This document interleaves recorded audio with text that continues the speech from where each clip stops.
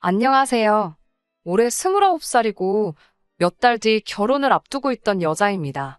다만 지금은 결혼을 취소하고 파혼을 하게 되었네요.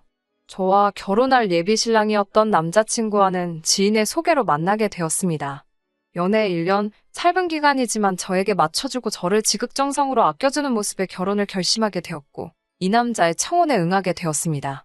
예비 신랑은 정말 저에게 헌신적이었어요.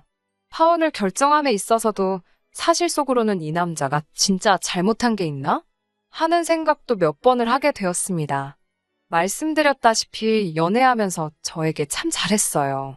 저도 연애 경험이 아예 없던 것이 아니라 전에 만나던 사람들과 비교될 정도로 저에게 지극정성인 모습이 신기해서 오빠 같은 사람은 처음이라고 물으며 제가 그렇게 잘해줄 정도로 좋은 거냐고 물어본 적이 있어요. 예비 신랑은 저에게 자기가 저를 좋아하는 것도 있기는 하지만 자기는 자기 아버지가 어머니에게 하는 걸 보고 잘한 게 있어서 더 그런 것 같다고 하더라고요. 이렇게 말한 것처럼 예비 신랑은 부모님에 대한 자부심이 엄청 강한 사람이었어요. 두 분이 사이가 좋다는 걸 입버릇처럼 말하곤 했으니까요. 결혼을 약속하기 전인 연애하던 시절에도 저에게 두 분을 직접 만나게 해주고 싶다고 몇 번이나 말했었습니다. 그 당시에는 연애를 하던 시절이라 부모님까지 만난다는 건 부담이 되어서 거절했는데 결혼을 약속한 뒤로는 부담스럽다는 이유로 만나지 않을 수도 없는 노릇이잖아요. 그래서 저는 처음으로 예비 시부모님이 될 두 분을 만나게 되었습니다. 실제로 두 분을 처음 뵈었을 때는 예비 신랑이 한 말이 과장이 하나도 없다고 해도 무방할 정도로 두 사람 사이가 좋았습니다. 매일 집에서 같이 시간을 보낼 텐데도 뭐가 그리 좋으신지 두 분은 잠시도 떨어져 계시지 않았어요. 적당히 거리감 두고 어쩔 때는 두 사람이 정말 서로 좋아서 같이 사는 게 맞는 건가 싶을 정도로 행동하시는 우리 부모님들과는 조금 달라 보였어요. 무작정 보기 좋다고만 말하기는 애매할 정도로 그 표현들이 너무 과하더라고요. 더군다나 저도 같이 있는 자리인데다가 처음 만나는 자리인데도 저는 전혀 신경을 안 쓰시는 것 같다는 생각이 들었습니다.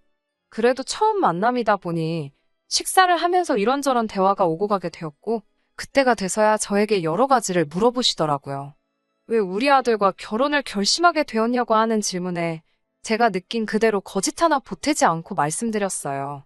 저를 너무 아껴주는 모습이 좋았다. 예비 신랑이 평소에도 두 분 이야기를 꺼내며 두 분께 배웠다고 말을 하고는 했는데 이렇게 직접 뵈고 나니 그 말이 거짓말이 아니었단 걸 알았다. 이런 말 하면서 적당히 예비 시부모님께 아부도 조금 섞었고요. 두 분도 제 대답에 흡족하셨는지 환하게 웃으면서 좋아하시더라고요. 그렇게 예비 시부모님과의 첫 만남은 어려움 없이 지나가게 되었습니다. 그런데 제가 조금 스트레스를 받기 시작한 건 그 뒤로 약간씩 변하기 시작한 예비 신랑의 태도였습니다. 둘이서 하는 데이트에 자기 부모님들을 자꾸 부르기 시작했어요. 자기가 저랑 좋은 거 먹고 좋은 거 보러 다닐 때마다 자기 부모님은 여태껏 이런 거 누리지 못하고 살아오셨다는 생각하면 마음이 아프다면서요. 저는 솔직히 예비 시부모님하고 같이 데이트를 하고 싶은 생각은 하나도 없었고 불편하다는 생각밖에 없었습니다. 좋은 거 먹고 좋은 거 보는 거 다 좋고 그걸 부모님께도 똑같이 경험시켜주고 싶은 마음도 100번 이해는 하겠는데 저 좀 빼고 따로 했으면 좋겠다는 생각이 들더라고요. 아무리 두 분이 저를 좋게 보셨다고 한들 예비 며느리와 예비 시부모의 관계잖아요. 제가 작정하고 나쁜 관계로 끌고 갈 생각은 없지만 그래도 적당히 거리감 두고 지내는 게 더 좋다고 생각하는데 예비 신랑은 자꾸 둘만의 시간에 자기 부모님을 함께 부르고 싶어하는 모습밖에 보이지 않더라고요. 저도 꽤 오랜 기간을 참아왔고 예비 시부모님과 강제로 커플 데이트를 몇 번이나 보내야 했습니다. 더 이상 아무 말도 하고 있지 않다가는 결혼 전까지도 계속 예비 시부모님과 함께 데이트를 해야 할 것만 같고 결혼 후에도 그렇게 될 것 같아서 말하지 않을 수가 없었어요. 그래서 예비 신랑에게 이런 식의 만남은 저도 조금 부담스럽고 같이 만나는 자리는 좋지만 조금 자제해줬으면 좋겠다는 부탁을 했습니다. 예비 신랑은 심각한 표정으로 고민을 하더라고요. 그러면서 무겁게 입을 열며 예비 시부모님의 과거를 제게 말해줬습니다. 두 분이 젊을 적에 아직 결혼도 하기 전에 첫째인 예비 신랑의 오빠를 가지게 되었다네요. 준비가 안 된 두 사람이었기 때문에 결혼식도 못 올리고 그렇게 허겁지겁 살림을 차리시게 되었다고 합니다. 그리고 그렇게 아버님도 안정적인 직장을 구하시게 되고 조금 숨을 돌릴 정도가 되던 시점에 둘째인 지금의 예비 신랑을 갖게 되었다고 하네요. 두 아이 키우기에는 조금 부족한 벌이었기 때문에 정말 두 분의 청춘을 포기하다시피 하면서까지 두 자식들을 키워내셨다고 합니다. 거기까지만 들으면 예비 시부모님들 정말 존경받아야 할 정도로 좋으신 분들도 많고 자식들이 부모님 이렇게 챙겨주는 것만 봐도 자식 농사도 성공하신 분들이 많습니다. 그런데 두 분이 자식들 때문에 많은 걸 포기하셨다고 한들 그걸 저까지 나서서 체험하게 해드릴 필요는 없다고 생각합니다.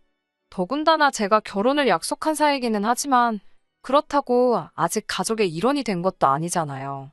연애 기간이 짧았던 만큼 저도 예비 신랑과 둘이서 보내는 시간이 더 길었으면 좋겠다 싶었고 그 시간을 예비 시부모님이 되었든 저희 부모님이 되었든 누구에게도 빼앗기고 싶지 않았어요. 예비 신랑에게는 그런 부분을 설명해 줬습니다. 아쉬워하는 눈치였지만 제 말에 틀린 말이 없으니 제 뜻에 따르겠다 하더라고요. 그 뒤부터는 예비 시부모님 없이 둘이서 결혼 준비해가며 여러 가지 추억을 쌓았습니다. 진작 말하면 쉬울 걸 뭘 고민하고 있었나 싶더라고요. 여기까지는 정말 아무런 사건 사고 없었고 이대로 결혼식을 올리게 되겠지 하고 생각하고 있던 와중에 예비 신랑이 오랜만에 시부모님과 함께 자리를 마련했더라고요. 저도 별다른 마음 없이 그 자리에 참석했습니다. 더 이상 예비 시부모님이 우리 데이트에 같이 나오시지 않기도 했었으니까요. 그런데 그 자리에서 예비 시부모님이 충격적인 발표를 하더군요. 예비 신랑과의 데이트를 함께 즐기는 걸 훨씬 더 초월한 말도 안 되는 사안을 마치 그렇게 할 것이라고 통보하듯이 전하셨습니다. 처음에는 예식장을 좀 더 큰 사이즈로 알아보라는 말을 하시기에 어차피 인원 제한 때문에 하객을 무작정 많이 부르시지 못할 텐데 왜 그렇게 하객 욕심을 내시는 거지 하고 의아하게 생각했어요. 그런데 그게 하객 때문에 그러는 게 아니시더라고요. 두 분은 저희 결혼식에서 두 분의 결혼식까지 같이 올리고 싶다는 충격적인 말을 해오셨습니다. 말 그대로 합동 결혼식을 하자는 거예요. 두 분이 여태껏 결혼식 한 번 올리지 못한 한을 풀어보고 싶다고 하시더라고요. 결혼식 못 올린 거 평생의 한이 될 수도 있다는 부분은 이해를 합니다. 리마인드 웨딩으로 한 번 더 식을 올리시는 부부가 요즘 많다고 들었는데 당연히 하실 수 있어요. 그런데 왜 하필 그걸 제 결혼식 날 하겠다는 건지 저는 도무지 이해가 가지 않았습니다. 하객으로 친척이나 지인들까지 다 올 텐데 온 김에 한 번에 해버리는 게 좋지 않냐고 하시는데 도무지 저에게는 그게 설득처럼 들리지 않고 억지를 부린다는 느낌을 받게 하더군요. 옆에서 예비 신랑은 한술 더 떠서 이미 이 사실을 알고 있었던 것 마냥 저한테 그렇게 해줄 거지? 하면서 기대하는 눈빛을 보내고 있고 또 다른 효자인 아주버님도 따라오셔서는 저보고 꼭 그렇게 해달라고 하더라고요. 상식이 있다면 제가 거부감 느끼는 게 당연한 일일 텐데 거기에 온 가족이 나서서 왜 이해를 못 해주느냐는 듯이 저를 오히려 나쁜 사람으로 몰아가고 있으니 아주 미치고 팔짝 뛸 노릇이더라고요. 점점 열불이 나기 시작하다가 결국에는 저도 폭발을 하게 되었습니다. 결혼을 아직 안 한 아주버님에게는 그렇게 하고 싶으면 네 결혼식 날 해드려라. 나는 내 결혼식 날 죽어도 못하겠다라고 말해줬습니다. 이미 질러버린 이상 예비 시부모님께도 아무 말 하지 않을 수 없었어요. 두 분이 어떤 인생을 살아오셨는지는 두 분 아들한테 몇 번이고 들어서 잘 알고 있다. 그래도 이건 너무 경우가 아닌 것 같다. 하객을 이유로 우리 결혼식에서 두 분이 식을 올리는 것 또한 이해가 되지 않는다. 두 분의 결혼을 축하해줄 분들이라면 두 분이 따로 식을 올린다고 해도 참석해 주실 거고 축복해 주실 거라고 생각한다. 혼주석에 계셔야 할 분들이 신부 입장할 때 나란히 웨딩드레스 입고 나오는 모습 생각해봐라. 생각만 해도 우습지 않느냐고요. 혼주석에 앉아 계시는 우리 부모님은 또 무슨 잘못이냐? 아무리 그래도 사돈이 될 사람들인데 너무 쉽게 생각한 것 아니시냐고. 할 말 다 떠들고 나니까 저도 더는 할 말이 없고 이제 이 사단이 난 거? 저는 이 결혼 안 해도 그만이니까 알아서 하시라고 하고 자리를 뛰쳐나왔습니다. 예비 신랑이 헐레벌떡 저를 쫓아나오길래 저한테 사과하러 온 건 줄 알았는데 자기 부모님들한테 말버릇이 그게 뭐냐고 화를 내더군요. 그래서 저도 너는 마누라 될 사람한테 그게 뭐 하는 짓이냐고 말하고 뺨싸다귀를 한 대 올려쳤습니다. 짝 하는 소리가 얼마나 크게 나던지 그 자리에서 묵었던 우라가 한 번에 날아가 버리는 듯한 기분이 들었어요. 너도 잘못 생각하는 거라고 정신머리 똑바로 박혀있는 놈이면 나서서 니네 부모님 결혼식을 네 결혼할 때 하자고 하는 거 아니라고. 하객들이 우리며 너네 부모님이며 얼마나 우습게 보겠냐고 한마디 했습니다. 정 두 분이 결혼식 못 올린 게 한이 되고 자식들인 니들한테도 한이 되었으면 어떻게든 따로 해드리는 게 맞는 거지. 돈 몇 푼 아껴보려고 니들 결혼식에 니네 부모님 결혼식을 끼얹는 게 말이나 되냐고. 니들이야말로 진짜 불효자가 아니냐고 소리를 박박 질렀어요. 그 사단이 났으니 결국 저는 파혼하게 되었습니다. 웃기는 사실은 제가 그렇게 소리치고 간 상황에서 예비 시부모님은 뭐라도 크게 깨달으신 건지 저를 엄청 마음에 들어 하셨다고 하네요. 제 똑부러진 모습이 엄청 마음에 드셨다고 하네요. 합동 결혼식이고 뭐고 다 안 할 테니 제발 우리 아들과 결혼해달라고 연락을 해오셨어요. 하지만 저는 싫다고 했습니다. 그때까지야 남편 될 사람이 효자인 건 진작에 알고 있었지만 고쳐 써먹지도 못할 처나의 머저리인 건 몰랐다고요. 멍청한 건 무슨 수를 써도 못 고친다고 제가 다른 건 참아도 멍청한 사람하고는 같이 살 생각이 없다고 거절했어요. 결국 그렇게 파혼하게 되었습니다. 물론 연애하는 1년간 좋은 기억도 많은 사람입니다. 하지만 아쉽지가 않아요. 오히려 연애를 짧게 해서 다행이라는 생각이 들어요.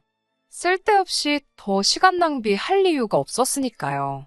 전 예비 신랑도 잘 지냈으면 좋겠고 그 부모님들도 계속 화목한 가정 이루셨으면 좋겠습니다. 저랑 앞으로 2번 다시 엮이지만 않는다면 좋은 사람이고 좋은 분들이란 사실은 변함이 없으니까요. 제 사연은 여기서 마치도록 하겠습니다. 그럼 다들 좋은 하루 되시고 화목한 가정 이루길 기원합니다.